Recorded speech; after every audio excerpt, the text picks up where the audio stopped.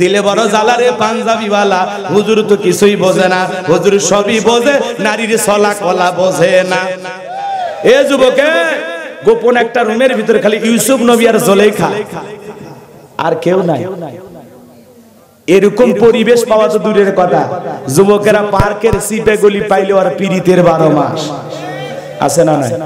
আজকের যুবকেরা প্রেম পীড়িতে এত এগিয়ে গেছে, 14ই ফেব্রুয়ারি ভালোবাসা দিবস পালন করে, কয়েকদিন পর মহিলা বমি করে, কথা কয় না কেন?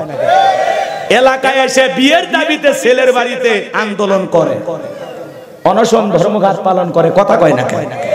এলাকার মানুষ এসে বলে মা বাড়ি কোথায়? কয় লক্ষ্মীপুর।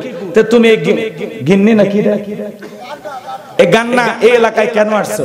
কয় এই গান্নার ওই যে বাদশা মিয়া আমারে বিবাহের প্রলোভন দেখাইয়া আমার সাথে প্রীতির ভাব জমায়া একাধিকবার, যার ফলে আমার এখন 3 মাস, কথা কয় না কেন? এরকম ঘটনা আছে না নাই? বাংলার জমিনে ইতিহাস আছে না নাই?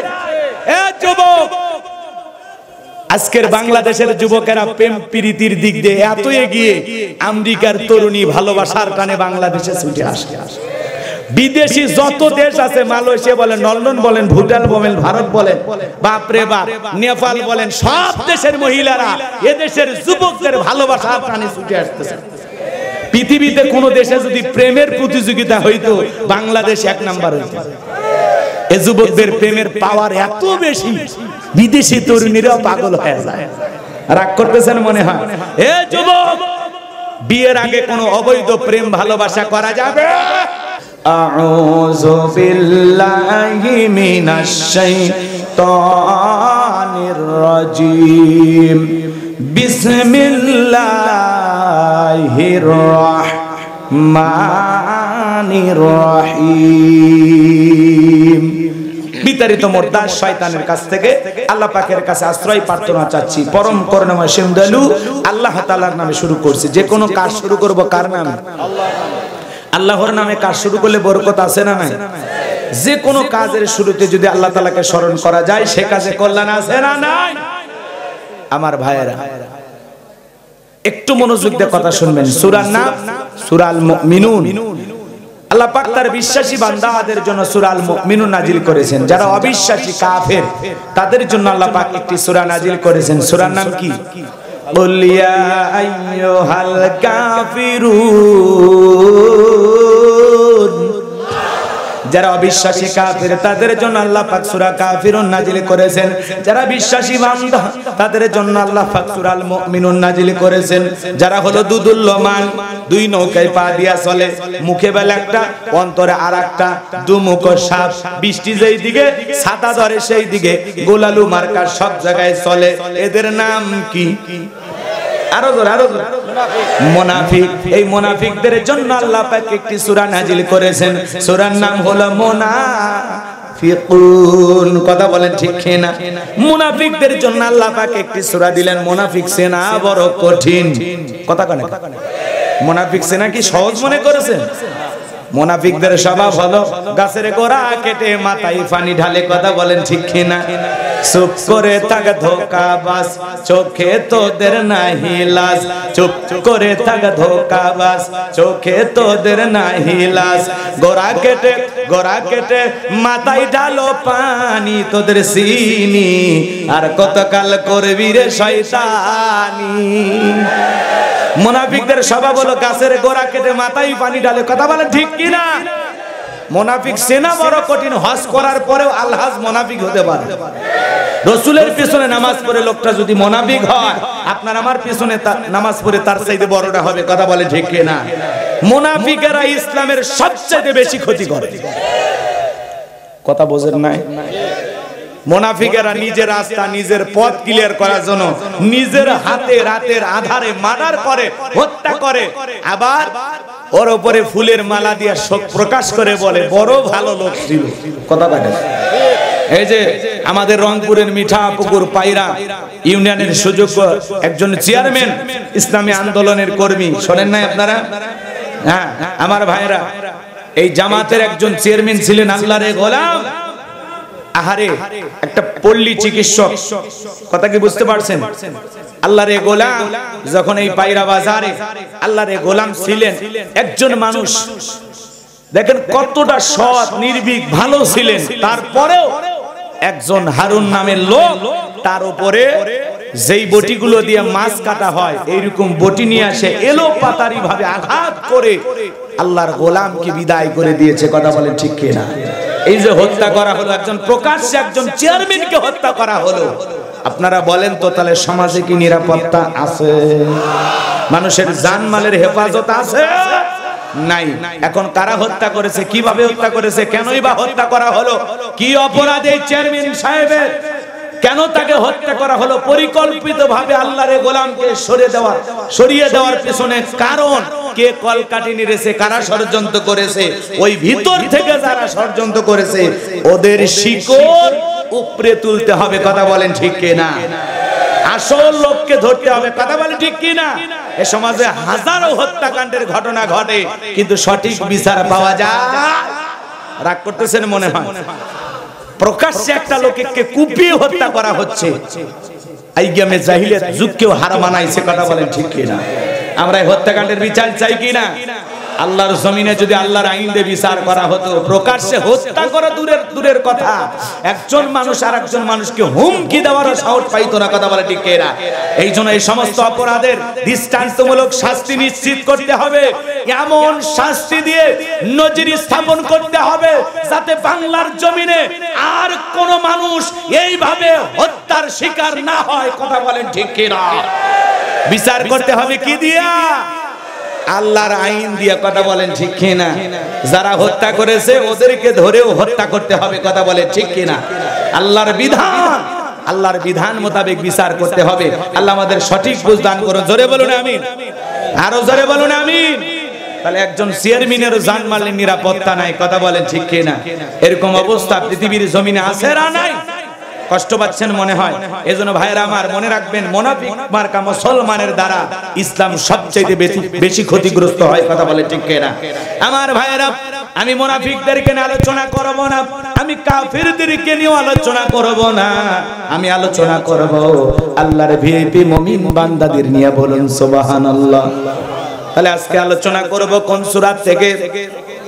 সূরা আল মুমিনুন। বলেন আল্লাহু আকবার। মোট আয়াত কত? 118। রুকু আছে 6টি। বিশ্ব নবীর মক্কার জিন্দেগিতে এই সূরাটি নাজিল হয়েছেন। বলুন আল্লাহু আকবার। কোন সময় আল্লাহর হাবিবের উপরে এই সূরাটি নাজিল হয়েছে? নাজিলের শানে নজুল জানার দরকার আছে না না? নাজিলের প্রেক্ষাপট জানার দরকার আছে না না? আমার ভাইয়েরা, বিশ্ব নবীর প্রিয় সাহাবী হযরত ওমর ফারুক রাদিয়াল্লাহু তাআলা আনহু ডেকে বলেন, আমি মৌমাছির বনবন আওয়াজ শুনলাম, ডানে তাকাই মৌমাছি নাই, বামে তাকাই মৌমাছি নাই। বিশ্ব নবীর চেহারা মোবারকের দিকে তাকায় দেখি নবীজি ফিসফিস করে কি যেন তিলাওয়াত করতেছেন। হযরত ওমর ফারুক ডেকে বলেন, আমার বোঝার বাকি রইল না, নবীজির উপরে আসমান থেকে কোরআনুল কারীম নাজিল হচ্ছে। বলুন আল্লাহু আকবার। কথা বলা যাবে না, সমস্যা?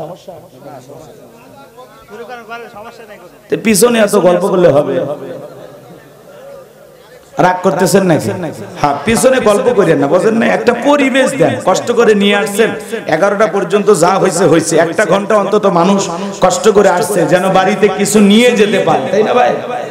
হ্যাঁ, এই যে কষ্ট করে আসছেন, রাত জেগে এসেছেন, গাড়ি ভাড়া দিয়ে আসছেন, আলহামদুলিল্লাহ। অনেক কষ্ট করে আপনারা বসেও আছেন। এজন্য একটু আমাকে বলার সুযোগ দেন, তারপরে আপনারা গল্প গুজব করবেন ইনশাআল্লাহ। ভয় পায়েন না, আমি যা বলবো হিসাব নিকাশ করে বলবেন, আপনাদেরও কোনো ক্ষতি হবে না ইনশাআল্লাহ। কথা কয় না? আমাদের এই কথাগুলো রেকর্ড হচ্ছে না, তাহলে আমরা কি কারো নাম ধরছি নাকি? তা আপনি ভয় পান কেন?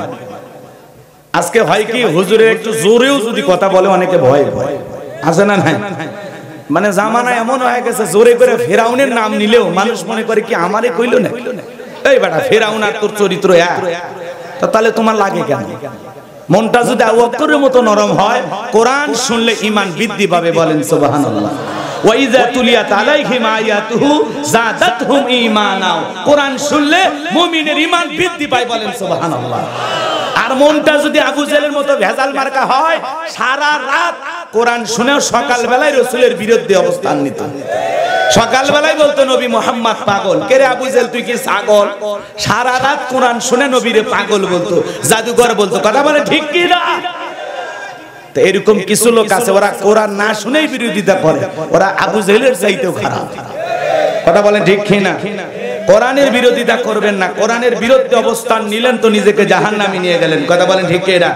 আল্লাহ বলেন ওয়াকালাল্লাযীনা কাফারু লা তাসমাউ লিহাযাল কোরআন ওয়ালগাউ ফীহি লাআল্লাকুম তাগলিবুন। সূরা হামিম সিজদার 26 নম্বর আয়াতে আল্লাহ পাক বলেন কাফেরদের স্লোগান হলো ওয়াকালাল্লাযীনা কাফারু লা তাসমাউ লিহাযাল কোরআন। কাফেররা স্লোগান দেয় তোমরা কোরআন শ্রবণ করো না, কোরআন শুনতে যেও না।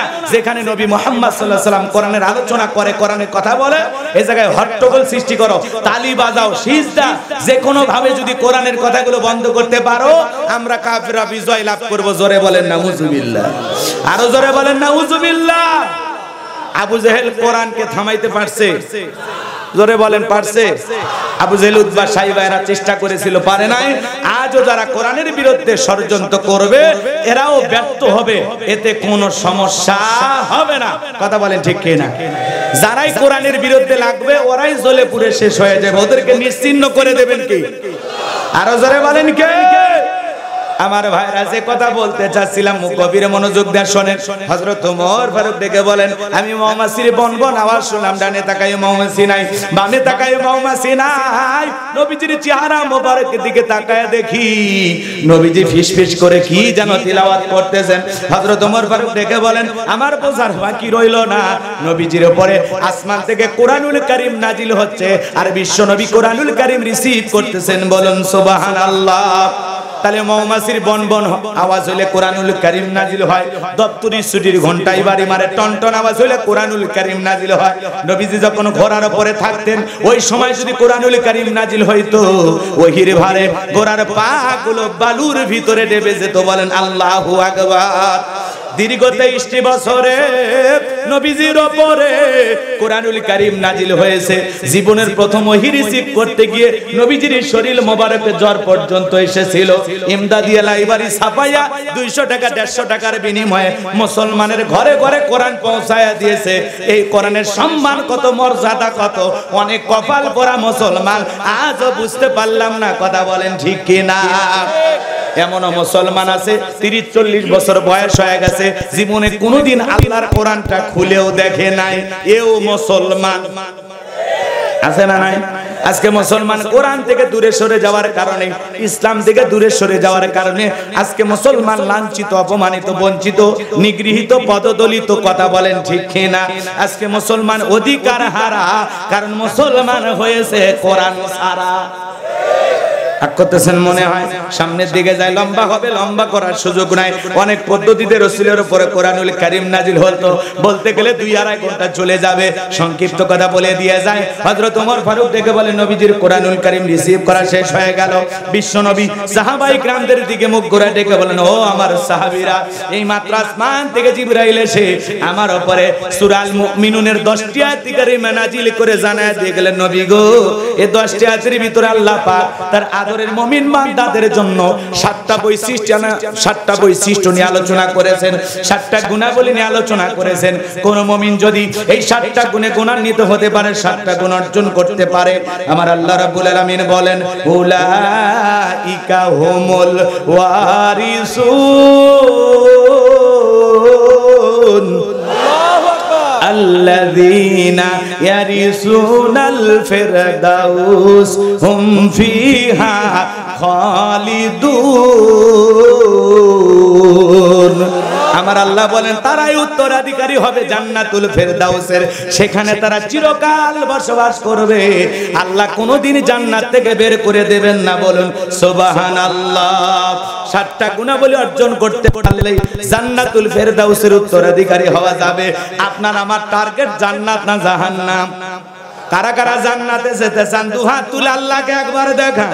আল্লাহ গো, এই ঝিনাইদহের সকল মানুষকে জান্নাতি মানুষ হিসেবে কবুল করুন। জোরে বলুন আমিন। জান্নাতে যাওয়ার মতো নেক আমল করার তৌফিক দান করুন। জোরে বলুন আমিন। জান্নাতুল ফেরদাউসের উত্তরাধিকারী হতে গেলে কয়টা গুণাবলী? 7টি। জোরে বলেন কয়টি? আরো জোরে। এ জোর হলো না, উঠেই যাবে। 2023 সাল মিছিল করার অভ্যাস নাই তো, সামনে দিন আসতেছে মিছিল করা লাগবে না তো আপনারা এরকম কেন? গুণাবলী কয়টি? সবাই বলে। আমার মনে হয় মহিলা 200 লাগিয়ে দিলে এই 2000 পুরুষের চাইতে বেশি আওয়াজ হতো। কথা কয় না কেন? মহিলাদের যে গলা ভাই মাইকের আওয়াজ ফেল, ওরা 5 জনে যে আওয়াজ দিবে 500 পুরুষও তা পারবে না। রাগ করতেছেন মনে হয়? করেন, সমস্যা নেই। পোলাপা 12টা বাজছে, তোমরা যে ওয়াদা দিছো ওয়াদা রাখবা না? ওরা মনে করতেছে হুজুর কমা এগুলো কি ওয়াজ করতেছে, একটু অপেক্ষা করো বাবা, তোমাদের জন্য স্পেশাল আলোচনা আছে, শুরু তো করা লাগবে। ওইটা হয়তো বা 42 মিনিট পরে হবে, মা বোনেরা অপেক্ষায় আছে, ওই আলোচনা হয়তো 1 ঘন্টা 2 মিনিট পরে হবে।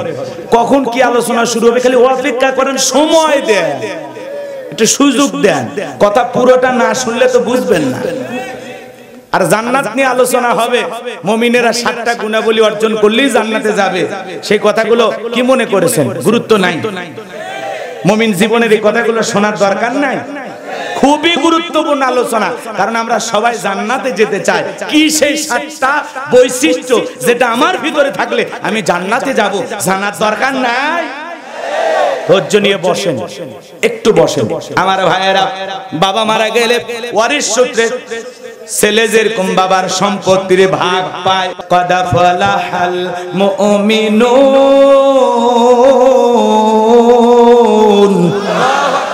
আমার আল্লাহ রাব্বুল আলামিন ডেকে বলেন অবশ্যই মুমিনেরা সফল। বলেন আল্লাহু আকবার, আরো জোরে বলেন আল্লাহু আকবার।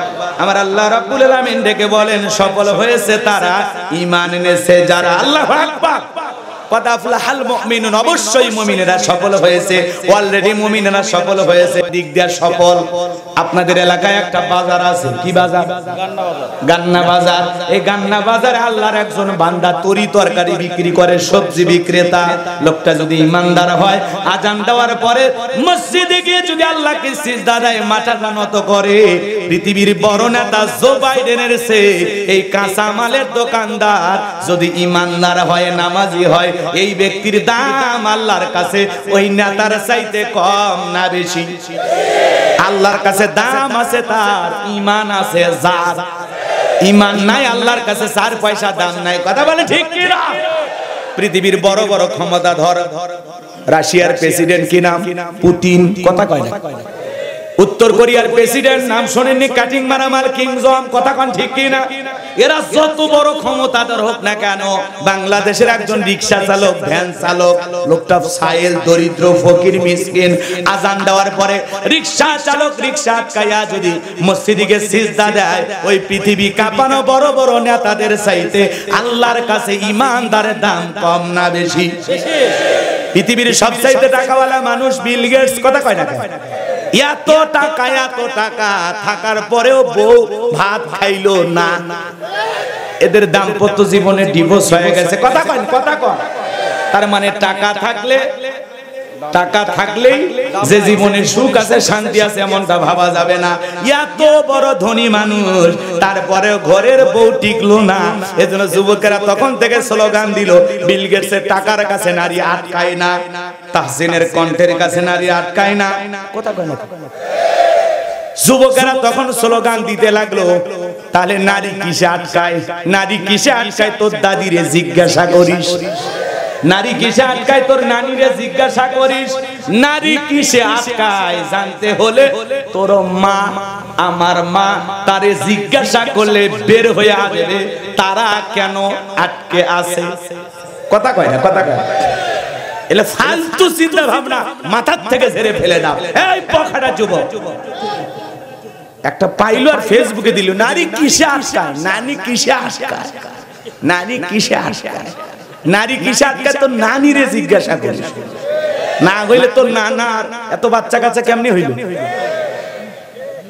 রাগ করতেছেন না? মানে এদের খায়া কোনো কাজ, ফেসবুক ভাইরাল করে ফেলে আছে না? আছে না? কিছু একটা বাইরে।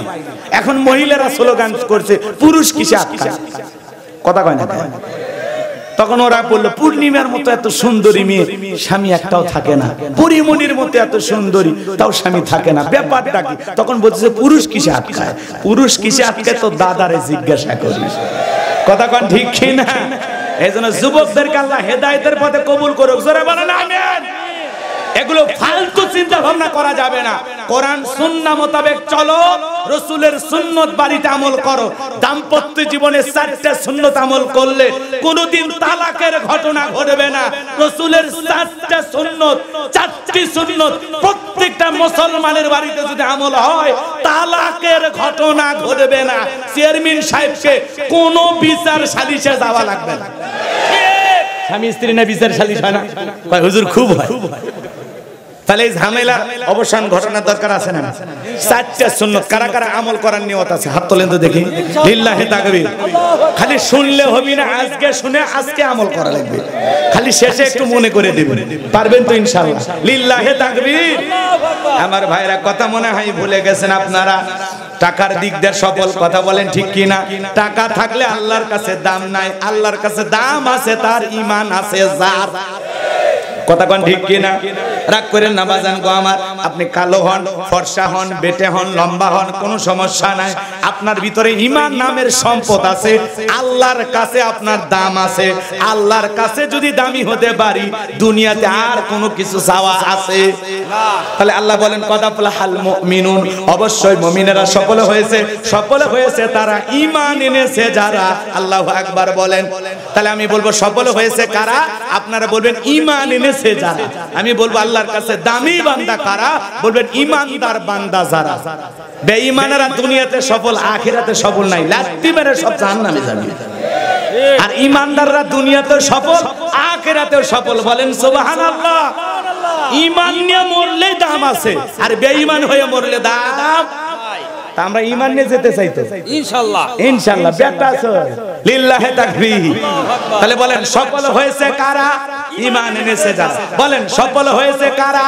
ঈমান এনেছে যারা। আল্লাহর কাছে দামি বান্দা কারা? ঈমানদার বান্দা যারা। আল্লাহর কাছে দামি বান্দা কারা? ঈমানদার বান্দা যারা। পারবেন তো ইনশাআল্লাহ। এইবার শুনেন, ভালো করে শুনেন। ঈমান আনার পরে মুমিন জীবনের সবচেয়ে গুরুত্বপূর্ণ ইবাদতের নাম কি? ভালো করে বোঝেন। একটু প্রশ্ন করি আপনাদেরকে, জোহরের নামাজের পূর্বে কোন অমুসলিম যদি কালেমা পড়ে মুসলমান হয়, ওই ব্যক্তির উপরে জোহরের নামাজ পড়া কি ফরজ। মাশাআল্লাহ, চমৎকার শ্রোতা। আপনারা এদিকে খেয়াল করেন, আসরের নামাজের পূর্বে কোন অমুসলিম ভাই যদি কালেমা পড়ে মুসলমান হয় তার উপরে আসরের নামাজ পড়া কি ফরজ। আপনাদের এই ঝিনাইদহে গত এই যে জানুয়ারি মাসে একজন যুবক আমার হাতে কালেমা পড়ে মুসলমান হয়েছে। সুবহানাল্লাহ। এই ঝিনাইদহেরই ঘটনা। আমার ভাইয়েরা আপনাদের উদ্দেশ্যে বলতে চাই, একটু মনোযোগ দিয়ে কথাগুলো শোনেন। ঈমান আনার পরে মুমিন জীবনের সবচেয়ে গুরুত্বপূর্ণ ইবাদতের নাম সালাত। আল্লাহ যখন মুমিনদের 7টা বৈশিষ্ট্য, 7টা গুণাবলী নিয়ে আলোচনা করলেন, আল্লাহ 1 নাম্বার সালাত দিয়ে শুরু করলেন। নামাজের ওয়াজ শুনে যদি ওঠা বসা করেন তাহলে বুঝবা আপনার ভিতরে ভাইরাস আছে। আপনার কি মনে হয় নামাজ কি খালি ঝিনাইদহের সদরের মানুষের দরকার, না কালীগঞ্জেরও দরকার? সবার দরকার। বগুড়ায় দরকার নেই, সবার দরকার। তাহলে নামাজের ওয়াজ শুনে বিরক্ত হওয়া যাবে না। নামাজের ওয়াজটা অনেক গুরুত্বপূর্ণ। কয়েকটা মিনিট বলে 7টা বৈশিষ্ট্যের ভিতরে কি কি আল্লাহ বলেছে আমরা সব বলবো। যুবকেরা নিরাশ হয়ে না, 4 নাম্বার গুণাবলীতে যুবকদের স্পেশাল ওয়াজ আছে ইনশাআল্লাহ। আল্লাহ রাব্বুল আলামিন বলেন মুমিন বান্দার 1 নাম্বার গুণাবলী শুরু হয়ে গেল। আল্লাহ পাক দেখে বলেন আল্লাযীনা হুম ফি সালাতিহিম খাশিউন। আল্লাহু আকবার। আল্লাহ দেখে বলেন মুমিন বান্দার 1 নাম্বার গুণাবলী যারা নিজেদের সালাত বিনয়ের সহিত, নম্রতার সহিত, খুশু ভাব নিয়ে আল্লাহর ভয়ে আদায় করে। আপনি আমি যখন সালাতের মধ্যে দাঁড়িয়ে যাব, অন্তরের ভিতরে সুচিন্তা, দুচিন্তা, বিবির কথা, সন্তানের কথা, ব্যবসা বাণিজ্যের কথা, দুনিয়াবি কোনো চিন্তা ভাবনা মনের মধ্যে রাখা যাবে না। আপনি আমি যখন নামাজের মধ্যে দাঁড়িয়ে যাব, অন্তরে ভয় থাকতে হবে কার? ইয়া আইয়ুহাল্লাযীনা আমানুত্তাকুল্লাহ, হে ঈমানদারগণ আমি আল্লাহকে ভয় করো, হাক্কা তুকাতিহি ভয় করার মতো ভয় করো। ঈমানদারের অন্তরে ভয় থাকতে হবে কার? আপনি আমি যখন মসজিদের ভিতরে সালাত আদায় করার জন্য দাঁড়িয়ে যাব, কিভাবে সালাত আদায় করব বাজান, নামাজ কিভাবে আদায় করা দরকার, বিশ্বনবী কিভাবে সালাত আদায় করেছেন একটু মনোযোগ দিয়ে শুনেন। আম্মা জান আয়েশা ডেকে বলেন, নবীজি এত লম্বা সময় নামাজের মধ্যে দাঁড়িয়ে থাকতেন, দাঁড়িয়ে থাকতে থাকতে নবীজির পবিত্র পা মোবারক ফুলে উঠতো। বলেন আল্লাহু আকবার। আম্মা জান আয়েশা ডেকে বলেন, নবীজি এত লম্বা সময় ধরে নামাজের মধ্যে দাঁড়িয়ে থাকতেন। আম্মা জান আয়েশা ডেকে বলেন, নবীজি এত লম্বা সময় দাঁড়িয়ে থাকতেন, পা মোবারক ফুলে উঠতো, এত লম্বা সময় রুকু করতেন, সিজদা করতেন, মাঝে মাঝে মনে হয় নবীজি আর কোনোদিন সিজদা থেকে মাথা উঠাবেন না। আম্মা জান আয়েশা আরো বলেন, একদিন রাতের বেলায় দেখি বিছানা ভিজে গেছে, আমি মনে করলাম পানি পড়ে ভিজে গেছে, কিন্তু না না, তাকায় দেখি দয়ার নবী সিজদা দিয়া এত কান্না করেছেন, কাঁদতে কাঁদতে বিছানাটা পর্যন্ত ভিজে গেছে। নবীজি যখন সিজদা থেকে মাথা উঠাইলেন, আম্মা জান আয়েশা ডেকে বলেন, নবী গো, এত রাতের বেলায় কেন আপনি কান্না করেন, কি হয়েছে আপনার? ও নবী, কাঁদতে কাঁদতে দাড়ি ভিজে গেছে, সিজদার জায়গা ভিজে গেছে, নবী গো এত চোখের পানি ছেড়ে দিয়ে কান্না কেনই বা করেন, কি হয়েছে আপনার, কি জন্য আপনি এত কান্না করলেন?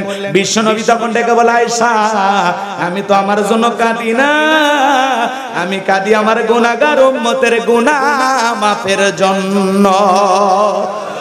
আল্লাহর কাছে কেঁদে কেঁদে বলি, আল্লাহ আমার উম্মত গুনাহগার, তাদের জীবনের গুনাহগুলো তুমি মাফ করে দাও। তাহলে নবী যদি আপনার আমার গুনাহ মাফের আশায় আল্লাহর কাছে সিজদা দিয়ে কান্না করেন, তাহলে আমরা যে গুনাহ করেছি নিজেদের গুনার জন্য আল্লাহর কাছে কান্না করার দরকার আছে না নাই?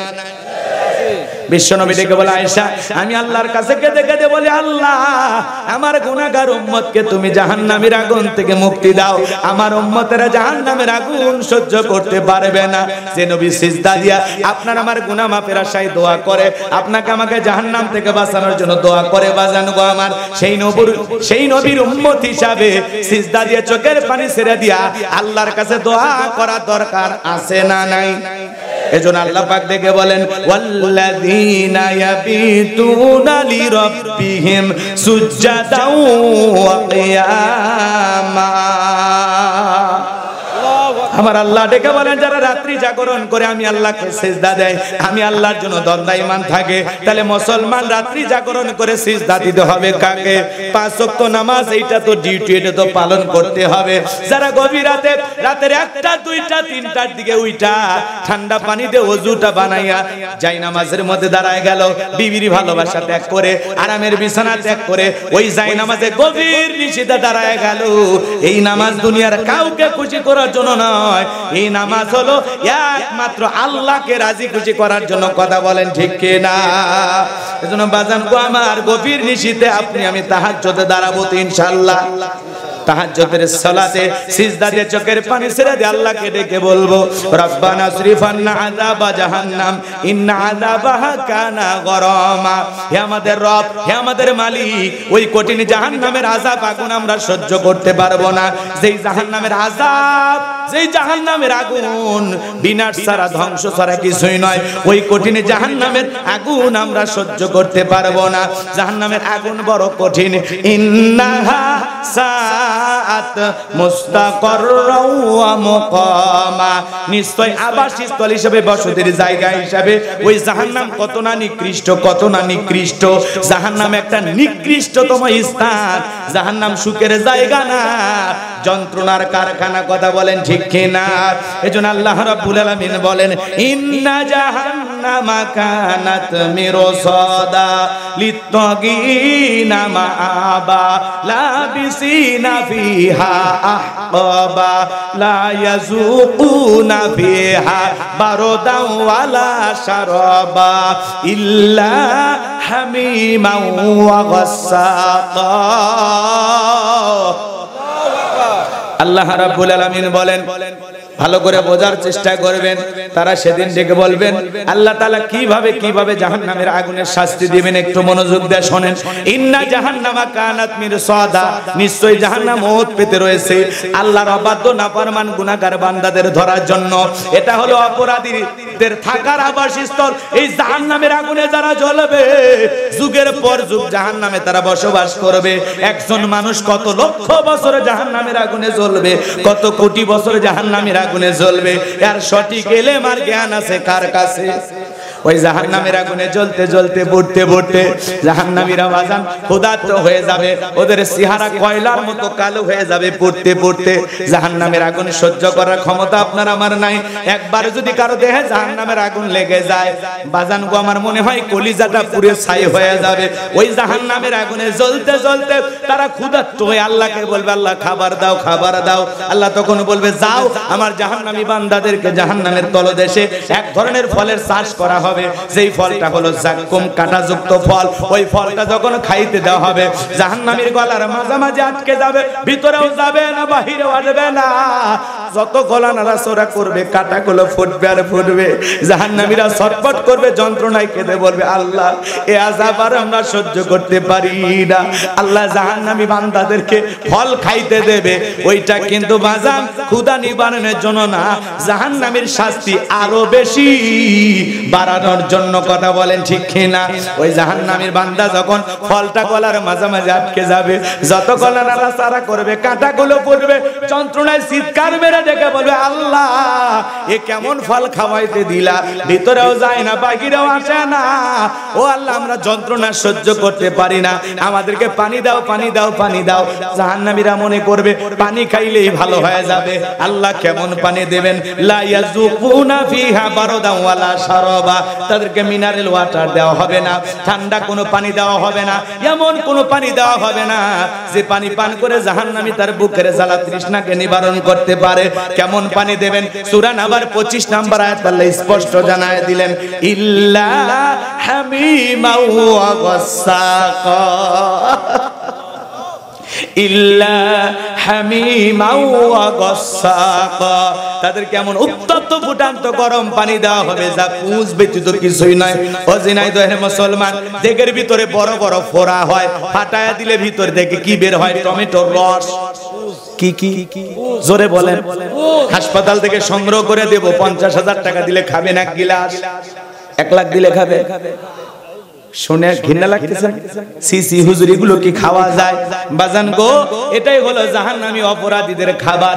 ইল্লা হামিমা ওয়া গাসসাকা, আল্লাহ ডেকে বলেন তাদেরকে উত্তপ্ত ফুটান্ত গরম পানি পান করানো হবে, যা পুঁজ ব্যতীত কিছুই নয়।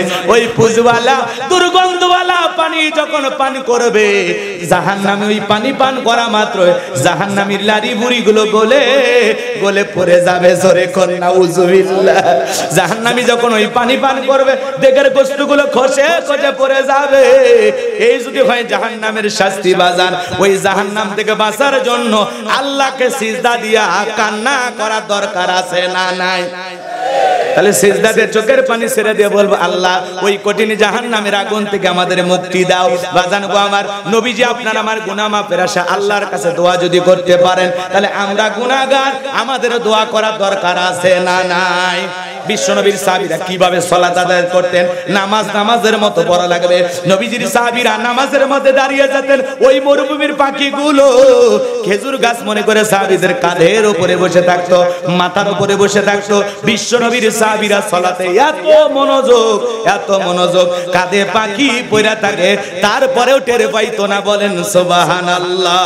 আর আপনার আমার দেহের উপরে একটা মশা পড়লে আগে মশা মারে, তারপরে নামাজ ধরে। কথা বলেন, কথা বলেন।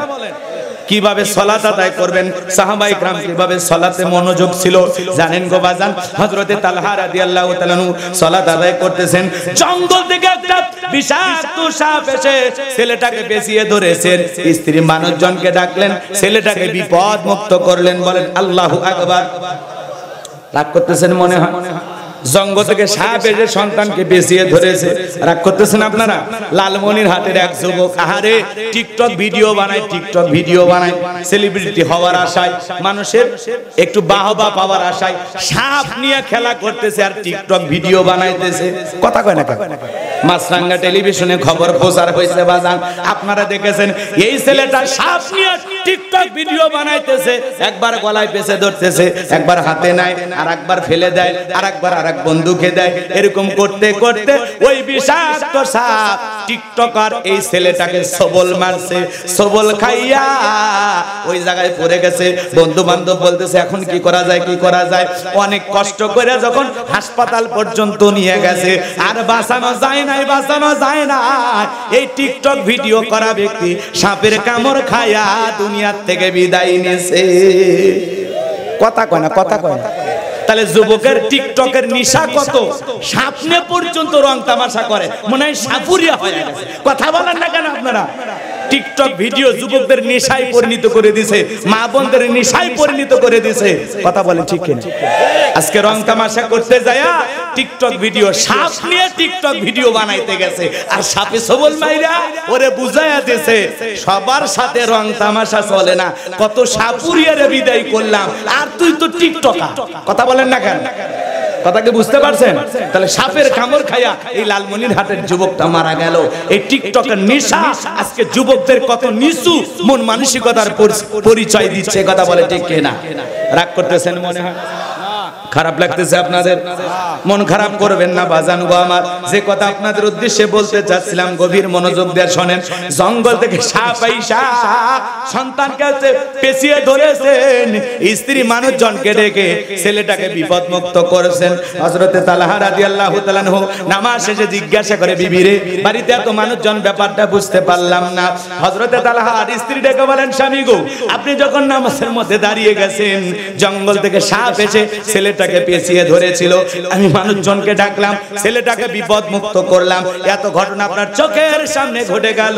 ও স্বামী, আপনি কি কিছুই টের পান নাই? হযরতে তালহা ডেকে বলেন, বিবি রে, নামাজের মধ্যে মন যদি এদিক সেদিক চলে যায়, তাহলে নামাজ তো আর নামাজ থাকে না। বলেন আল্লাহু আকবার। আরো জোরে বলেন আল্লাহু আকবার।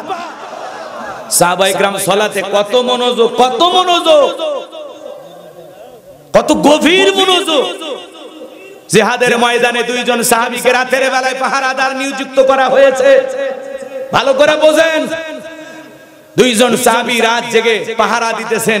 একজন সাহাবী বলতেছেন, ভাই আপনি বিশ্রাম নেন, আমি জেগে থাকি। আবার আমি বিশ্রাম নেব, আপনি জেগে থাকবেন। তারা পাহারাদার এই শিডিউলটা ভাগ করে নিলেন। আমার ভাইয়েরা ভালো করে বোঝার চেষ্টা করবেন। এইবার এক সাহাবী বিশ্রামে চলে গেলেন। নবীজি তাঁবুর ভিতরে, অসংখ্য সাহাবায়ে কেরাম তাঁবুর ভিতরে। সাহাবী চিন্তা করলেন, খামাকা দাঁড়িয়ে থাকার সময় নষ্ট করে কি লাভ, নামাজের মধ্যে কাটায়া দেই। সাহাবীদের ধ্যানে জ্ঞানে খালি ইবাদতের নেশা। সুবহানাল্লাহ বলেন। বিশ্বনবীর প্রিয় সাহাবী নামাজে দাঁড়িয়ে গেলেন, আর কাফেররা চিন্তা করলো একটা মানুষ না গাছ পরীক্ষা করার জন্য একটা তীর নিক্ষেপ করেছে। বিশ্বনবীর সাহাবীর হাতের ভিতরে তীর ঠিক হয়ে গেছে, আর একটা তীর নিক্ষেপ করেছেন, আর একটা হাতের ভিতরে ঢুকে গেছে। নবীজির সাহাবী নামাজ শেষ করলেন, আর সেই সাহাবীকে ডাক দিলেন, ভাই ওঠেন, কি হয়েছে আপনার? বলে, আমি নামাজের মধ্যে দাঁড়িয়ে গেছি, মনে করলাম খামাকা সময় নষ্ট করে লাভ নাই, নামাজের মধ্যে কাটাইয়া দেই। আর এই সুযোগের কাফের আমাকে তীর নিক্ষেপ করেছে। আজকে নামাজের ভিতরে এত মজা পাচ্ছিলাম, নামাজ পড়তে এত ভালো লাগতেছিল, আমি যদি আজকে বিশ্বনবী এবং সাহাবায়ে কেরামদের পাহারাদার না হইতাম, হাজারো তীর এসে যদি কলিজা ছিদ্র করে পাশ ও পাশ করে দিত, তারপরেও আজকে আমি নামাজ ছাড়তাম না। বাজান গো, সাহাবায়ে কেরামদের নামাজ আর আপনার নামাজ আকাশ পাতাল ব্যবধান। আমাদের নামাজে মনোযোগ নাই, মন খালি ছটফট করে। গবেষণায় বলা হয়েছে, বাংলাদেশি মুসল্লিদের মন এমন নামাজে আছে 8 সেকেন্ডও নামাজের ভিতর স্থির থাকে না। আমাদের মন বড় অস্থির। কথা কথা আমাদের পাগল মন খালি ছটফট করে, দুনিয়াবি নানান চিন্তা মনে হয়। মাঝে মাঝে নামাজের ভিতরে দুনিয়াবি এত কথা মনে হয়, এত কথা মনে হয়। নামাজ 2 রাকাত হলো না 3 রাকাত হলে তাও ভুলে যায়। কয় রাকাত চলতেছে ভুলে যায় না? এ কথা কর নাকি আপনারা? নামাজের ভিতরে দুনিয়াবি এত কথা মনে হয়, মাঝে মাঝে এত কথা নামাজের ভিতরেই মনে হয় সিজদা 2টা দিলাম না 3টা দিলাম, সেইটাও আমরা ভুলে যাই। কথা বলে ঠিক কিনা? আমাদের পাগল মন খালি ছটপট করে, কি করে? পাগল মোহন মন রে মন কেন উল্টো পাল্টা বলে, ও পাগল মন মন রে মন কেন মসজিদে না যায় রে, আল্লাহ রে কোন দুনিয়ায় পাঠাইলা আমারে। বর্তমানের নারী পুরুষ সমান সমান মাপ, লম্বা চুল কাটিয়া আবার মাথায় লাগাই ক্যাপ, আল্লাহ রে কোন দুনিয়ায় পাঠাইলা আমারে। জিন্সের প্যান্ট শার্ট পরিয়া রাস্তা হাইটা যায়, পুলানা মাইয়া ওইটা সিনা বড় দায়, আল্লাহ রে কোন দুনিয়ায় পাঠাইলা আমারে। আছে না নাই? কানে পড়ছে দুল, কপালে পড়ছে টিপ, কাছে যদি যা বলেন বিলকিস যাবা, কয় না আমি বিলকিস না আমি আবুল। এরকম আছে না নাই? বুখারী শরীফের স্পষ্ট হাদিস, আল্লাহর রাসূল বলেছেন কোন পুরুষ যদি নারীর বেশ ধারণ করে আর কোন নারী যদি পুরুষের বেশ ধারণ করে আল্লাহর লানত তার উপরে। কথা বলে ঠিক কি না? আজকে ছেলের পোশাক মহিলারা নিয়েছে, মহিলার পোশাক ছেলেরা নিয়েছে। আছে আছে, রাগ করতেছেন নাকি? এরপরে ঢাকা শহরে গত বছর দেখলেন না মা বোনেরা আন্দোলন করে, আমরা পোশাকের স্বাধীনতা চাই। কেমন স্বাধীনতা? কয় দাদি নানি ব্লাউজ ছাড়া শাড়ি পরেছিল, আমরাও পরতে চাই, আমাদের তো আপত্তি নাই। কথা কি বুঝতে পারছেন? দাদি নানি ব্লাউজ ছাড়া শাড়ি পরেছিল, এখন অভাবের কারণেই পরুক আর গরমের কারণেই পরুক, তারা পরেছিল ঘরের ভিতরে। কোন দাদি কি বিশ্ব রোডে যায় শাড়ি পরে আন্দোলন করেছিল? আমি তোমার দাদি দেখে যাও শাড়ি পরেছি। কথা বলেন না কেন আপনারা? তাহলে দাদি নানি ব্লাউজ ছাড়া শাড়ি পরেছিল ঘরের ভিতর, আর এই বোনেরা ব্লাউজ ছাড়া শাড়ি পরে বিশ্ব রোডে যা আন্দোলন করতেছে। আর দাদি নানি ব্লাউজ ছাড়া শাড়ি পরে পুরো শাড়ি দিয়ে পুরো দেহটা ঢেকেছিল, আর এই বোন ব্লাউজ ছাড়া শাড়ি এমন কায়দায় পরেছে পুরো পিঠটা মনে হয় ফুটবল খেলার বিশ্বকাপ ম্যাচ হবে। কথা কয় না, কথা কয় না, পুরো পিঠটা ফাঁকা রাখছে। এরকম আছে না নাই? রাগ করতেছেন মনে হয়। এই সমস্ত বেহায়া নারীরা এই সমাজের নারীদেরকে বেপরদা করতে চায়, এদের মতলব খারাপ। কথা বলেন ঠিক কি না? কোন সম্ভ্রান্ত ভদ্র ফ্যামিলির মেয়ে বোরকা ছাড়া বাহিরে যেতে পারে না। পর্দা নারীর হলো, এদিক খেয়াল করেন, সিকিউরিটি দেবে, নিরাপত্তা দেবে। হেজাব পর্দা হলো নারীর অহংকার। কথা বলেন ঠিক কি না?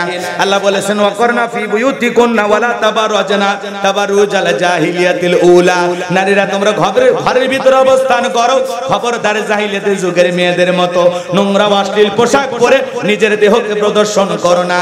নারীরা পর্দায় থাকলে নিরাপদে থাকবে। পর্দাশীল নারীর উপরে আল্লাহর রহমত নাজিল হয়, পর্দাশীল নারীর সম্মান মর্যাদা বেড়ে যায়। কথা বলেন ঠিক কি না? একটা নারী যদি ঢিলা ঢালা বোরকা পরে হাত মুজা পা মুজা লাগাইয়া রাস্তাতে হেঁটে যায়, মনের অজান্তে শ্রদ্ধা সম্মানে মাথাটা নত হয়ে আসে। কথা বলেন ঠিক কি না? কিন্তু কিছু কিছু মা বোন উল্টা পাল্টা পোশাক পরে নিজেকে প্রদর্শন করে, আর পোশাক বলে দিবে এই নারীর চরিত্র কেমন। কথা বলেন, কথা বলেন। বিরক্ত হচ্ছেন আপনারা না? তাহলে বাজান গো আমার ভালো করে বোঝেন, নামাজের মধ্যে দাঁড়ালে আমাদের মন খালি ছটফট করে, দুনিয়াবি নানান চিন্তা ভাবনা নামাজের মধ্যে মনে হয়।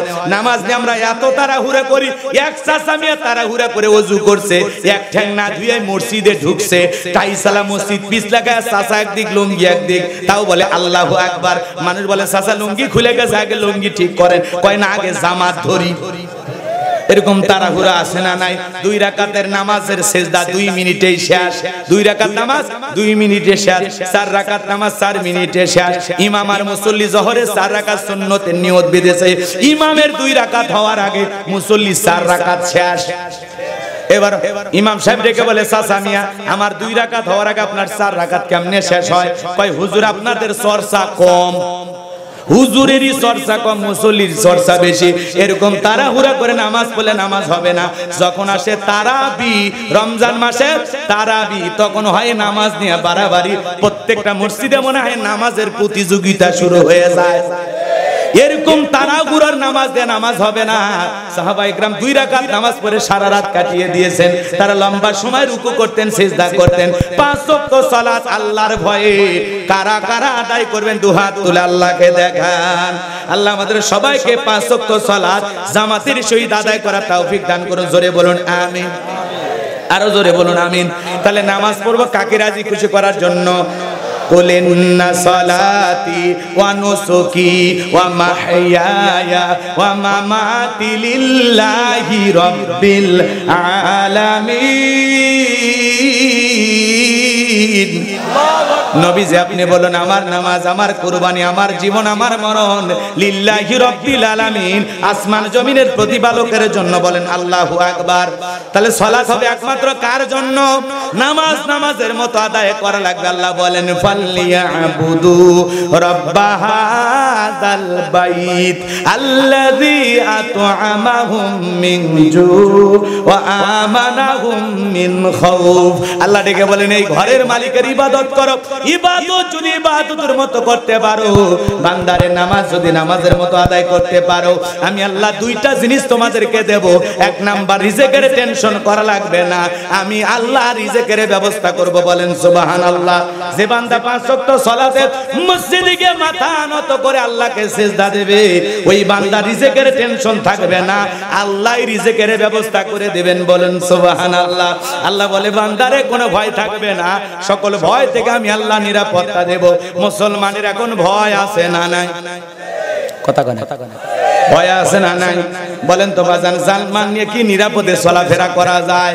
কিন্তু সবাই যখন পাঁচ ওয়াক্ত সালাত আদায় করবে, আল্লাহ সকল ভয় থেকে মুসলমানদের হেফাজত করবেন। জোরে বলেন আমিন। তাহলে মুমিন বান্দার এক নাম্বার গুণাবলী আল্লাযীনা হুম ফি সালাতিহিম খাশিউন। এক নাম্বার গুণাবলী যারা নিজেদের সালাত বিনয়ের সহিত নম্রতার সহিত আল্লাহর ভয় নিয়ে আদায় করে। আপনি আমি যখন মসজিদের ভিতরে নামাজের মধ্যে দাঁড়িয়ে যাব, বাজান গো আমার মনে মনে এমন ভয় করব, আমি নামাজ আদায় করতেছি, আমার আল্লাহ আমাকে দেখতেছেন। আপনি আমি মসজিদে নামাজে দাঁড়িয়ে যাব, জোহরের নামাজ আদায় করব, আর মনে মনে ভেবে নেব এই জোহরের নামাজ আমার জীবনের শেষ নামাজ, আমি আসর পর্যন্ত নাও বেঁচে থাকতে পারি। প্রত্যেকটা ওয়াক্তে নামাজ আদায় করব, আর মনে করব এটাই জীবনের শেষ নামাজ। এটা ভেবে যদি নামাজ পড়ি, নামাজ কবুল হবে কিনা? আচ্ছা আমি কি খারাপ ওয়াজ করতেছি? উঠে যায় কে? এরা কিন্তু ভালো শ্রোতা না। যারা উঠে যাচ্ছে এরা তিরিং বিরিং ওয়াজ শুনবে, বক্তার চেহারা দেখার জন্য আছে না? দেখার কিছুই না। নামাজের আলোচনা আমি আগেই বললাম, ভালো যদি না লাগে তাহলে বুঝবেন অন্তরে সমস্যা আছে। প্রত্যেকটা কথা আয়াত দিয়ে কোরআন হাদিস দিয়ে বোঝানোর চেষ্টা করতেছি। আপনার সমস্যা কোথায়? আপনি শুনবেন না, ভাল লাগে না, আসেন কেন? আর আসলে একটু সময় নিয়ে আসবেন। আমি এত দূর থেকে আসছি, হ্যাঁ, আর আপনি পাতার বেলায় প্রত্যেকটা ওয়াদার ব্যাপারে হাত তোলে, সময় মতো খুঁজে পাওয়া কথা কোন ঠিক কি? জীবন দেব হুজুর, রক্ত দিব, সময় মতো যদি ডাকা হয় কয় হুজুর আজকে জমিতে কাজ আছে, কথা খায় না আজকে না। এই হলো আমাদের অবস্থা। সময় মতো আমাদেরকে পাওয়া যায় না, কিন্তু তাল তুলে দেওয়ার ব্যাপারে আছে। এগিয়ে যান হুজুর, সাঁটান হুজুর, বসান হুজুর, হুজুর মাঠ কাটে ফেলে দেন, পরে হুজুরে ধরে নিয়ে গেলে আর কেউ কথা কয় না, কথা কয় না। এই হলো আমাদের লাফালাফি। আমাদের লাফালাফি কি পর্যন্ত, ওইটা কিন্তু আমাদের বোঝা হয়ে গেছে। আল্লাহ হেদায়েতের পথে কবুল করুক, জোরে বলেন আমিন। গেলে একটু মেহমানের সম্মান বুঝে একটু থাকার চেষ্টা করবেন। মসজিদের আলোচনা যদি নামাজের উপরে না হয়, তো মসজিদে এসে কি ওয়াজ করবেন? খালি মসজিদ টাইজ দিয়ে সুন্দর করলে হবে না। এই মসজিদে যারা নামাজ পড়বে তাদের অন্তর তাকওয়ার আয়না দিয়া সুন্দর হওয়া দরকার আছে না নাই? আগেকার মসজিদ গুলো ছিল কাঁচা, কিন্তু মুসলমানদের ঈমান ছিল পাকা। বর্তমানে মসজিদ হয়ে যাচ্ছে পাকা, মুসলমানদের ঈমান হয়ে যাচ্ছে কাঁচা। আগেকার মানুষদের ছিল অভাব, বড় ভালো ছিল তাদের স্বভাব, কথা বলে ঠিক কিনা? তাহাজ্জুদ পড়ার যুবকের সময় নাই, ইউটিউব, ইন্টারনেট, ফেসবুক, ইমো, মেসেঞ্জারে বান্ধবীর সাথে কথা বলে সারা রাত কাটায় দেয়, এরকম যুবক আছে না? মেসেঞ্জারে লেখালেখি, হ্যাঁ জান কি করছো, খাইছো, ঘুমাইছো, কি করতেছো? বলে আমি গল্পের বই পড়তেছি। কি বই? কয় তোমাকে চাই। কয় আমার কাছে একটা গল্পের বই আছে। কি বই? কয় মিলন হবে কতদিনে। আছে না? সারা রাত ইমো, মেসেঞ্জারে বান্ধবীর সাথে কথা বলে। ফজরের আজান হয় যখন, ওই হাইব্রিড যুবক ঘুমাইতে যায়। তো এ যুবক, এই ঘুম ভাঙলে সকাল, না ভাঙলে পরকাল, কথা বলে ঠিক কিনা? কেমন করে ঘুমাও তুমি ও ঝিনাইদহের যুবক কেমন করে ঘুমাও তুমি নামাজ করে কাজা, কেমন করে ঘুমাও তুমি ফজর করে কাজা, এমনও তো হতে পারে ও তোমার জোহরে জানাজা, এমনও তো হতে পারে ও তোমার জোহরে জানাজা। যুবকরে পায়ে হাত দিয়ে অনুরোধ করে বলে যায় 5 ওয়াক্ত সালাত মসজিদে গিয়ে আজ থেকে আদায় করব। কারা কারা দুই হাত তুলে আরেকবার বলেন ইনশাআল্লাহ। আল্লাহ আমাদের নামাজি বান্দা হিসেবে কবুল করুন, জোরে বলুন আমিন। এইবার মুমিন বান্দার 2 নাম্বার গুণাবলী, ওয়াল্লাযীনা হুম আনিল লাগবি মুরিদুন। মুমিন বান্দার 2 নাম্বার গুণাবলী, অনার্থক কথাবার্তা বলা যাবে না। এক জায়গায় বসে 2-3 ঘন্টা গল্প করে, একবারও আল্লাহর নাম নাই। এক জায়গায় বসে দুনিয়ার সব তত্ত্ব ওনার কাছে, মনে হয় গীবত কমিটির সভাপতি সেক্রেটারি বসে গেছে। এরকম বাসার প্রকৃতির মানুষ আছে না নাই? সারা দিন খালি পটর পটর পটর পটর, মুখ বন্ধ হয় না। চায়ের কাপে মনে হয় ঝড় তুলছে। কি ভাই আছে না? এ বাজান গো আমার, যুবকের দল মনোযোগ দিয়ে কথাগুলো শুনে যান।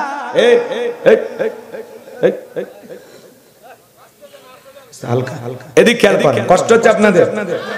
আচ্ছা বাজান একটু শেষ করে দেই, মনোযোগ দিয়ে কথাগুলো শুনবেন, তাহলে মুখ দিয়ে যা খুশি তাই বলা যাবে না।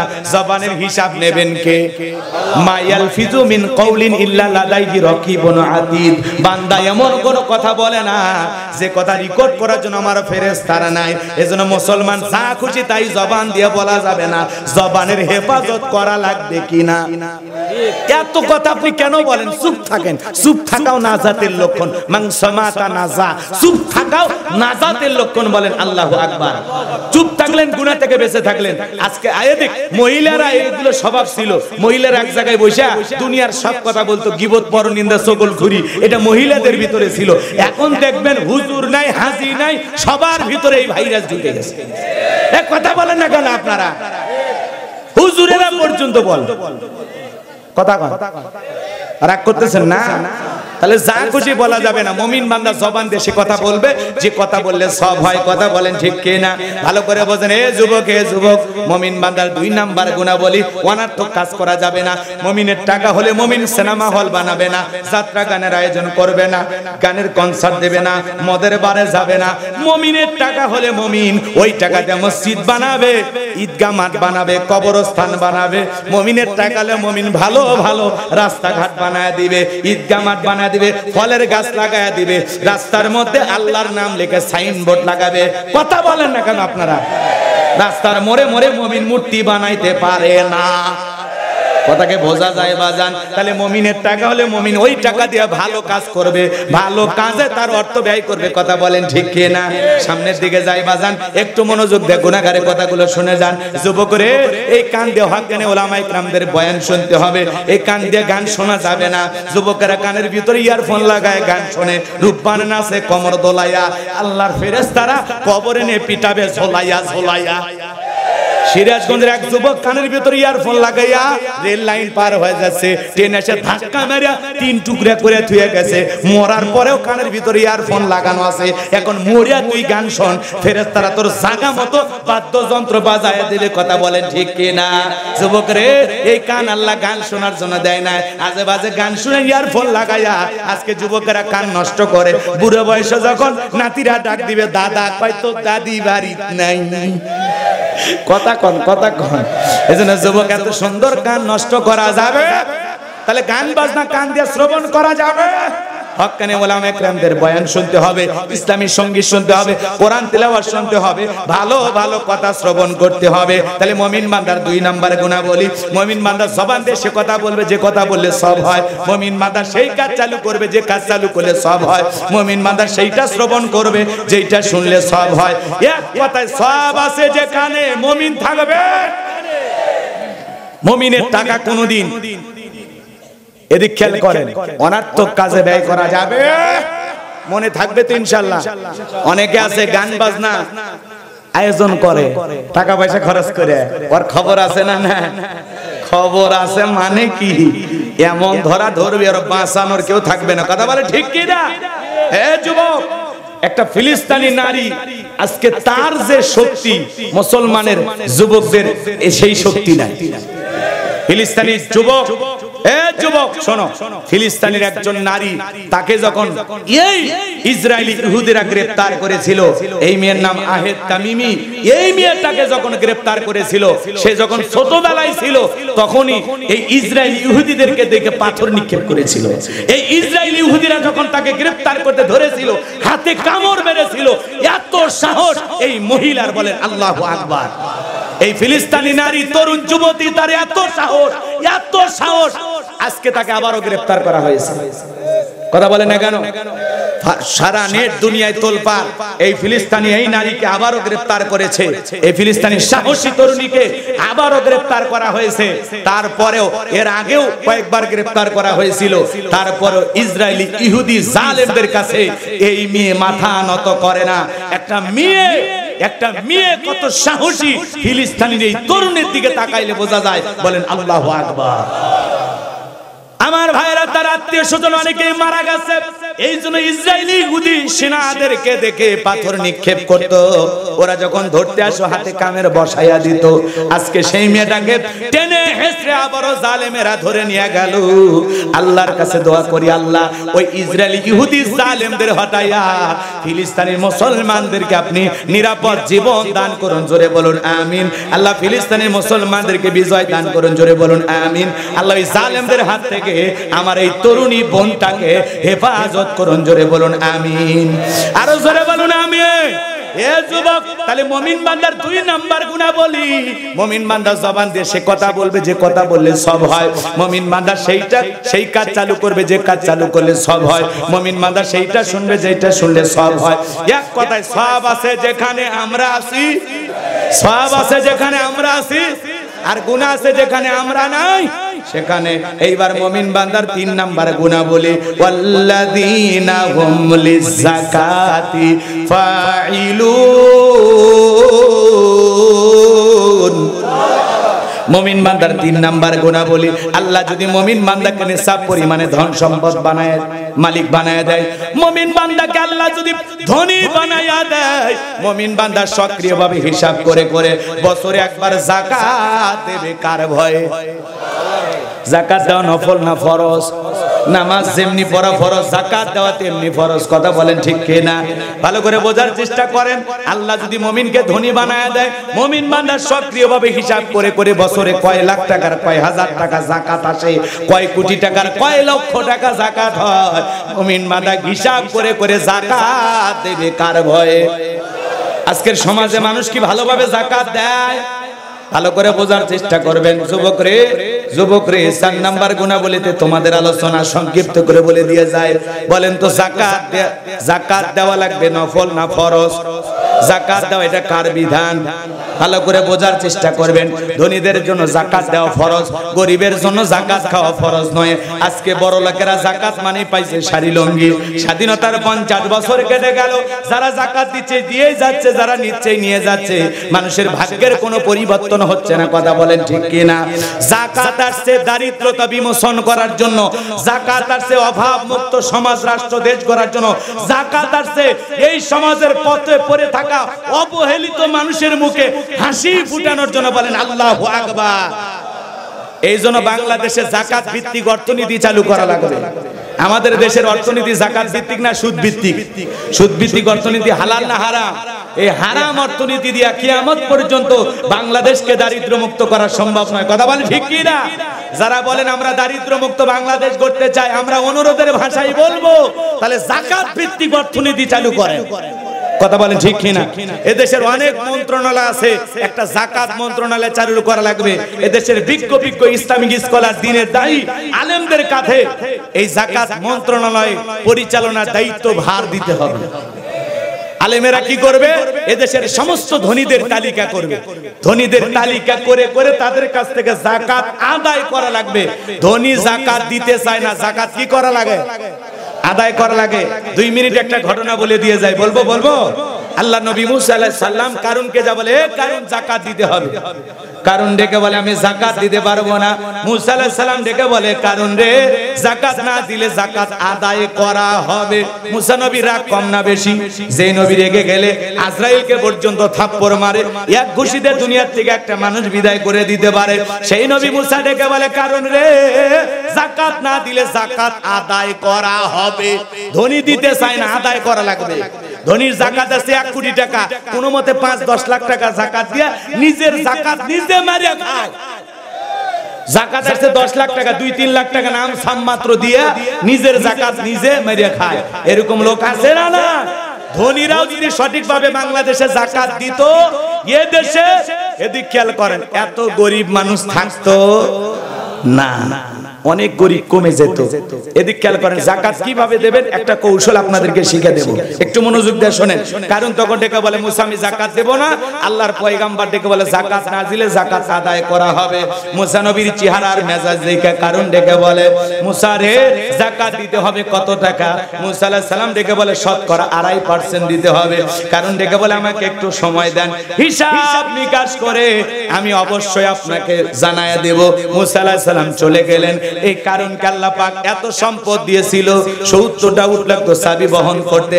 চাবি যদি এত হয় তালা কত, আর তালা যদি এত হয় সিন্ধুকে মাল কত, ছোট মাথায় ধরবে না বাজান গো আমার। এইবার কারণ হিসাব নিকাশ করে দেখে বাপরে বাপ, এত পরিমাণে যাকাত আসছে, 7 দিন 7 রাত হাজার হাজার কর্মচারী দিয়ে যদি যাকাতের টাকাগুলো বিলানো হয়, এরপরেও যাকাত দিয়া শেষ হবে না। কারণ তো এমনি কৃপণ, পায়ে স্যান্ডেল দেয় না ক্ষয় যাবে বলে, গায়ে জামা পরে না ছিঁড়ে যাবে বলে, সেই কৃপণ কি এত টাকা যাকাত দিতে পারে না। সে তখন একটা গভীর ষড়যন্ত্র করলো। এলাকায় একটা 2 নাম্বার মহিলা ছিল, পতিতা, নাম হলো সবদা। সবদাকে যা বলে সবদা 2 বস্তা টাকা দেব, বিনিময়ে একটা সাক্ষী দিতে হবে। অ্যাডভান্স হিসাবে 1 বস্তা টাকা আজকে দিলাম, আর আগামী কালকে আল্লাহর পয়গাম্বর মুসা আলাইহিস সালাম যখন ভরা মজলিসে দাঁড়ায় ওয়াজ করবে, মানুষকে আল্লাহর দিকে আহ্বান করবে, ওই ভরা মজলিসে দাঁড়ায়া একবার শুধু বলবি মুসা নবী দিনের বেলা ওয়াজ করে আর রাতের বেলা আমি সবদার সাথে রাত কাটাই, বাস এতটুকু কথা বললেই যথেষ্ট, বাকি যা করার আমি করব। সবদা 2 নাম্বার মহিলা রাজি হয়ে গেল। পরের দিন সকালবেলা আল্লাহর পয়গাম্বর মুসা নবী হাজার হাজার মানুষের সামনে ওয়াজ করতেছেন, বয়ান করতেছেন। ওই ভরা মজলিসে সবদা নামের মহিলা আলোচনা শোনার পর পাষাণ হৃদয় গইলা গেছে, চোখ দিয়া পানি ঝরতেছে। বলেন সুবহানাল্লাহ। এইবার সবদাকে ইশারা দিয়া কারণ বলে তাড়াতাড়ি দাঁড়ায় যা, মুসা যে কায়দা ওয়াজ করতেছে আজকে সব মানুষ কালেমা পড়ে মুসলমান হয়ে যাবে। সবদা বলে আরেকটু শুনে, বলে না শুনতে দেওয়া যাবে না। 2 জন লোক পাঠায়া দিল, তাড়াতাড়ি সবদাকে দাঁড় করায় দাও। এইবার 2 লোক আইসা জোর করে বলতেছে তাড়াতাড়ি করে দাঁড়ায় যাও। সবদা বলে আরেকটু শুনে, শুনতে দেওয়া যাবে না। কারণ লোক 2 হাত ধরে জোর করে দাঁড় করায় দিল। যখন কারণ লাভ মেরে দাঁড়ায় বলে মুসা রে ওয়াজ বন্ধ কর। তাকায় দেখ 2 নাম্বার মহিলা দাঁড়াইছে। মুসা নবী কি জানে ওইটা 2 নাম্বার না 1 নাম্বার? রতনে রতন সেনে, কথা বলেন, কথা বলেন, রতনে রতন সেনে, কথা বলেন ঠিক না? ভালো করে বোঝার চেষ্টা করবেন। ডাইরেক্ট ডেকে বলে মুসা ওয়াজ বন্ধ কর।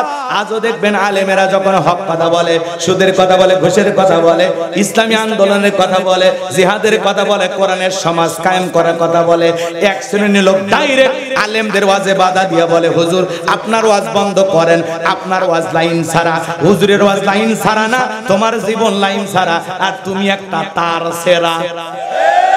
কথা কয় না কয়? এদেশে যাত্রা চলে, কোনো আপত্তি নাই। রাত 12টার পরে যাত্রার প্যান্ডেলে নর্তকীর গায়ে একটা সুতার কাপড় থাকে না, ওখানে 144 জারি করা হয় না। বাংলার জমিনে যারা তাফসিরুল কোরআন মাহফিল, ওয়াজ মাহফিল 144 জারি করে আল্লাহর কোরআনের কথা বন্ধ করে দেয়, আমার বিশ্বাস ওদের জন্ম মুসলমানের রক্ত দিয়া হতে পারে না। আজকে মসজিদে দাঁড়ায় সুদের কথা বললে বাধা দেয়, কারণ সুদখোর সভাপতি হয়ে বসে আছে না নাই? ঘুষের কথা বলা যায় না, ঘুষখোর সেক্রেটারি হয়ে বসে আছে। কথা বলেন, পর্দার কথা বলা যায় না, ক্যাশিয়ারের মেয়ে বেপরদায় চলাফেরা করে। হুজুর যখন পর্দার আলোচনা করছে, ক্যাশিয়ার বলে হুজুর একদিন বাড়িতে দাওয়াত খাওয়াইতে নিয়ে গেছিলাম, আমার মেয়ের কি এমন বয়স হয়ে গেছে, এন্টারে পরে নাক চিপলে এখনো মায়ের দুধ বের হবে, সেই মেয়েটা বেপরদায় চলে এসেছে আপনার সামনে হঠাৎ করে, না বুঝে সেই কথা আবার জুমার বয়ান মসজিদে বলা লাগবে। হুজুর বুঝাই কি আর ওরা বোঝে কি? কথা কন না কেন? এরকম আছে না? না বিরক্ত হচ্ছেন, কোন সমস্যা নেই, আমাকে আমার কথাগুলো বলতেই হবে। আপনারা যদিও না শোনেন, অন্তত মিডিয়ার মাধ্যমে কথাগুলো প্রচার হবে। কথা বলেন ঠিক কিনা? 7টা গুণাবলী বলাই লাগে। কথা বলেন ঠিক কিনা? শুধু ডেকোরেটরের ভাই মাইকটা চালু রাখলে হবে, বন্ধ জান করে না। এই এলাকার শ্রোতারা যে তাফসীর শোনে না সেটা বোঝা গেছে, এরা শোনে আউল ফাউল গল্প কাহিনী, এটা বোঝা শেষ। কারণ তাফসীর ভিত্তিক আলোচনা সব এলাকার শ্রোতারা খায় না। কয় হুজুর কি যে বলে, একটা ঘটনা ধরবি, হরিণী রে মার কাছে গেল, বলে তারপর কি হল?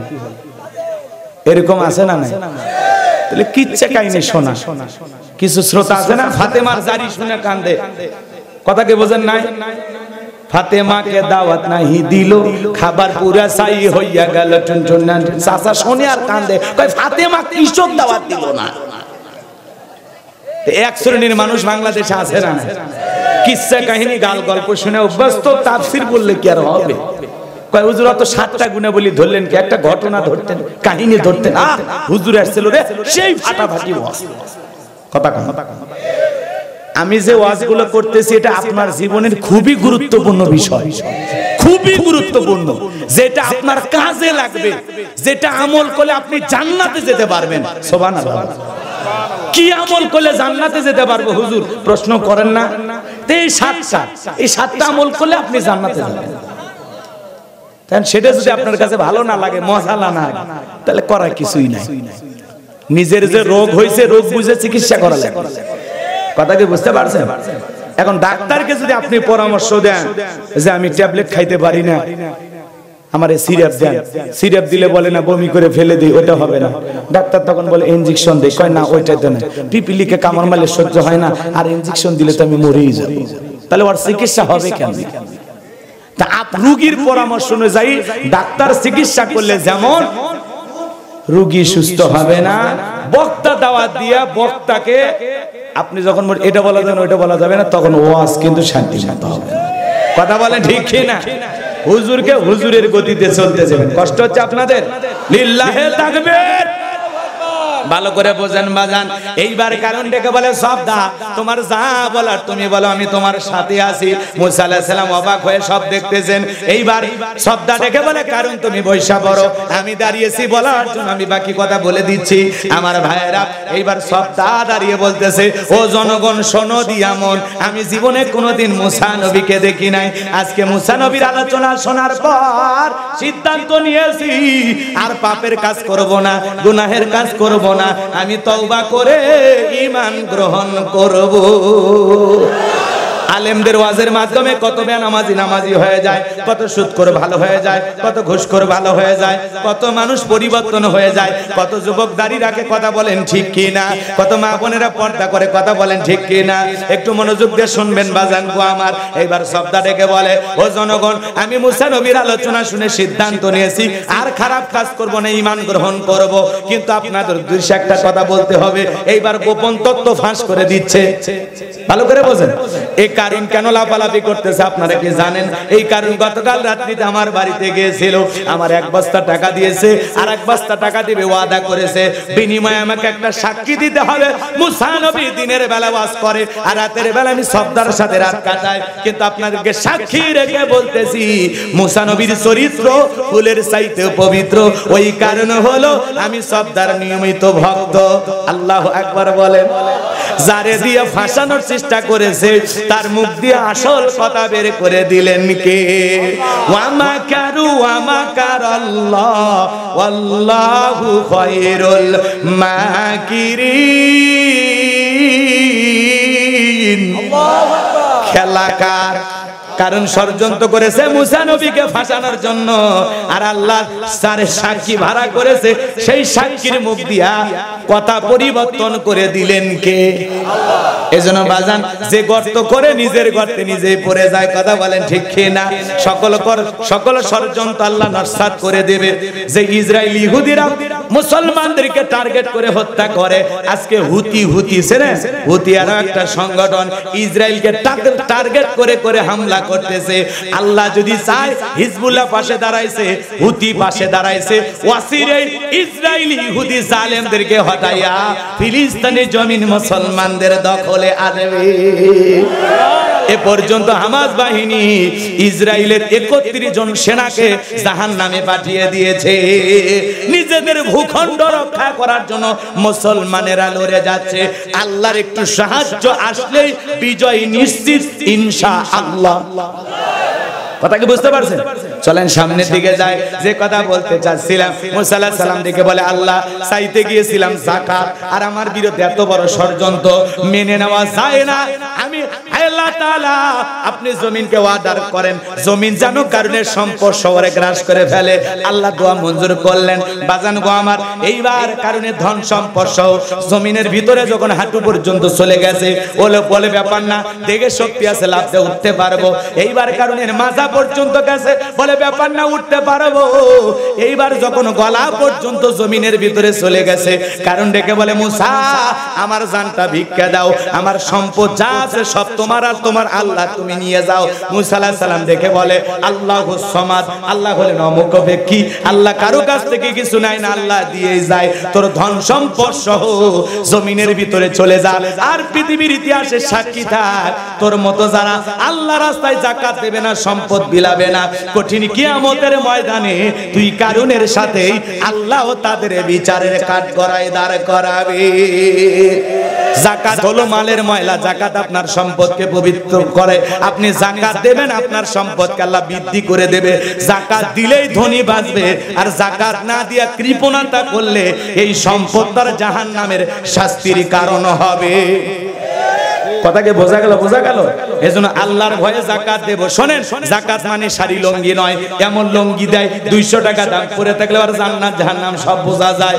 গরিব মহিলাকে 300 টাকা দামের শাড়ি দেয়, ধুয়ে দিলে শাড়ি না মশারি খুঁজে পাওয়া যায় না। দিলে ভালো দেন, এরকম উল্টা পাল্টা পোশাক দেওয়া যাবে না। কথা বলেন ঠিক কিনা?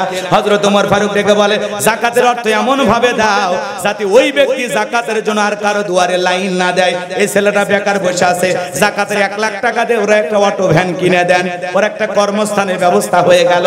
এই ছেলেটা বেকার বসে আছে, ওরে দিয়া গান্না বাজারে একটা ছোটখাটো দোকান ধরায়া দেন, যাকাতের 1.5 লাখ টাকা দিয়া ওরে যদি ব্যবসায়ী বানায় দেন, 10 বছর পরে আল্লাহ চাইলে ও নিজেও যাকাত দেবে। মহিলা আসছে বিধবা, শাড়ি দিয়ে কি লাভ, সেলাই মেশিন কিনে দেন, 2টা ছাগলের বাচ্চা কিনে দেন, একটা গাভী গরু কিনে দেন, এগুলো লালন পালন করে ভাগ্যের চাকা ঘুরাবে। যাকাত দিলে দেওয়ার মতো দেবেন, যাতে আর কারো দুয়ারে হাত না পাতা লাগে। আর আমরা 200-500 টাকা করে দিয়ে কই দিছি, দিয়ে করে ফাটিয়ে ফেলে দিয়েছে, ওই দেওয়ার কোনো দাম। কথা কি বোঝা গেল? এজন্য যাকাত ভিত্তিক অর্থনীতি চালু করে ধনীদের তালিকা করে যাকাত আদায় করা লাগবে, কালেকশন করা লাগবে, আর গরিবদের তালিকা করে যাকাত দেওয়া লাগবে। তাই গুমচোর, চালচোর, ডালচোর ওদেরকে দিলে হবে না। কথা কয় না? কথা কয় না? মাননীয় প্রধানমন্ত্রী করোনা মহামারীর সময় 2500 করে টাকা দিল। নেতা কি করছে? বইয়ের নামে সিম কিনে ওই সিমের ভিতরে 2500 টাকা ঢুকিয়েছে। তো ওই ধরনের মানুষকে দিলে হবে না। করোনার সময় চালের বস্তা দিল হাজার হাজার, কত চাল সহ নেতা গ্রেফতার হয়েছে। হয়েছে কিনা? হয়েছে কিনা? এই জন্য আলেমদের কাঁধে দায়িত্ব দেওয়া লাগবে। কথা বলেন ঠিক কি না? তারা যাকাত আদায় করবে, গরিবদের তালিকা করে দেবে। 10 বছর যদি এইভাবে চলতে থাকে, 10 বছর পরে বাংলাদেশে একজন গরিব মানুষ যাকাত নেওয়ার জন্য খুঁজে পাওয়া যাবে না। বলেন আল্লাহু আকবার। কিন্তু কে শোনে কার কথা? আজ গেল না মনের ব্যথা। উচিত কথা যদি কই, পিঠের উপর দিয়া যাবি মই। এই আনন্দে কিছু লোক কিনে খাবে বগুড়ার স্পেশাল দই। কথা বলেন ঠিক কি না? সামনের দিকে যাই। এইবার বাজান গো আমার মুমিন মাদ্রাসার নাম্বার গুনা বলি, যুবক যে কয়জন আছো রেডি থাকো, লিল্লাহি তাকবীর। যুবকদের এইবার আলোচনা আল্লাহ বলেন, ওয়াল্লাযীনা হুম লিফুরুজিহিম হাফিজুন। মুমিন বান্দার 4 নাম্বার গুণাবলী নিজের যৌবনটাকে হেফাজত করা। এই যৌবনকালের হিসাব নেবেন কে? ভালো করে বোঝেন এ যুবক, তুমি আমি যৌবনকালে গুনাহ করতে ভালোবাসি, আর যৌবনকালের ইবাদত পছন্দ করেন কে? আল্লাহ। হ্যাঁ আল্লাহ। আল্লাহ শিশুকালের হিসাব নেবেন না, নেবেন কোন কালে? যৌবন কালে কোন ইবাদতে কাটাইছো নাকি গুনাহ করে কাটাইছো, আল্লাহর কাছে সেই ব্যাপারে জবাবদিহিতা করতে হবে। কথা বলেন ঠিক কি না? যুবক রে, এই যৌবনের তাড়নায় গুনাহ করা যাবে না। হযরত আলী ডেকে বলেন, তোমরা যৌবনের তাড়নায় গুনাহ করো, একদিন তোমাদের যৌবন থাকবে না, আমলনামায় গুনাহ ঠিকই লেখা থাকবে। কথা বলেন ঠিক কি না? এজন্য যুবক, যৌবন কালে ইবাদতের সময় কাটাবো, আল্লাহকে সিজদা দিয়ে কাটাবো, আল্লাহর ভয়ে ইবাদত করে কাটাবো। যৌবন কালে গুনাহ থেকে বেঁচে থাকার চেষ্টা করব। কথা বলেন ঠিক কি না? কারণ যৌবন কালে শয়তান বেশি ধোঁকা দেয়, শয়তানের ওয়াসওয়াসায় পড়ে মানুষ যৌবন বয়সেই গুনাহ করে। কথা বলেন ঠিক কি না? এজন্য মুমিনের যৌবন হোটেলে বিক্রি হবে না, মুমিনের যৌবন পার্কে বিক্রি হবে না, মুমিনের যৌবন হালাল স্ত্রীর কাছে খরচ হবে। কথা বলেন ঠিক কি না? মুমিন যা করবে বৈধ তরিকায়, অবৈধ তরিকায় মুমিন হাঁটতে পারে। আল্লাহর নবী ইউসুফ আলাইহিস সালাম যৌবনের পরীক্ষা দিয়েছিলেন। জুলেখা গোপন কক্ষে তালা মেরেছেন, একটা নয়, দুইটা নয়, 10টা দরজায় তালা বন্দী করে ইউসুফ আলাইহিস সালামকে একটা গোপন রুমের ভিতরে নিয়ে বলে, দিলে বড় জ্বালারে পাঞ্জাবিওয়ালা, হুজুর তো কিছুই বোঝে না, হুজুর সবই বোঝে, নারীর ছলা কলা বোঝে না। এ যুবকে, গোপন একটা রুমের ভিতরে খালি ইউসুফ নবী আর জুলেখা, আর কেউ নাই। এরকম পরিবেশ পাওয়া তো দূরের কথা, যুবকেরা পার্কের সিপে গলি পাইলে আর পীড়িতের 12 মাস আছে না নাই? আজকের যুবকেরা প্রেম পীড়িতে এত এগিয়ে গেছে, 14ই ফেব্রুয়ারি ভালোবাসা দিবস পালন করে, কয়েকদিন পর মহিলা বমি করে। কথা কয় না কেন? এলাকায় এসে বিয়ের দাবিতে ছেলের বাড়িতে আন্দোলন করে, অনশন ধর্মঘাট পালন করে। কথা কয় না কেন? এলাকার মানুষ এসে বলে, মা বাড়ি কোথায়? কয় লক্ষ্মীপুর। তো তুমি গিন্নি নাকি রে? এই গান্না এই এলাকায় কেন আসছো? কয় এই গান্নার ওই যে বাদশা মিয়া আমারে বিবাহের প্রলোভন দেখাইয়া আমার সাথে প্রীতির ভাব জমায়া একাধিকবার, যার ফলে আমার এখন 3 মাস। কথা কয় না কেন? এরকম ঘটনা আছে না নাই? বাংলার জমিনে ইতিহাস আছে না নাই? এ যুবক, আজকের বাংলাদেশের যুবকেরা প্রেম প্রীতির দিক দিয়ে এত এগিয়ে, আমেরিকার তরুণী ভালোবাসার টানে বাংলাদেশে ছুটে আসে। বিদেশি যত দেশ আছে, মালয়েশিয়া বলেন, লন্ডন বলেন, ভুটান বলেন, ভারত বলেন, বাপরে বাপ, নেপাল বলেন, সব দেশের মহিলারা এদেশের যুবকদের ভালোবাসার টানে ছুটে আসতেছে। পৃথিবীতে কোন দেশে যদি প্রেমের প্রতিযোগিতা হইতো, বাংলাদেশ 1 নাম্বার হইতো। এই যুবকদের প্রেমের পাওয়ার এত বেশি, বিদেশি তরুণীরাও পাগল হয়ে যায়। রাগ করতেছেন মনে হয়? এ যুবক, বিয়ের আগে কোনো অবৈধ প্রেম ভালোবাসা করা যাবে? শোনো শোনো, ভালো করে শোনো। ইউসুফ নবী জুলেখা এবার কাছে যা বলে, ইউসুফ তোমার চোখ দুইটা ভারী সুন্দর। ইউসুফ আলাইহিস সালাম ডেকে বলে, এই চোখ যে আল্লাহ সৃষ্টি করেছে তারে ভয় করো।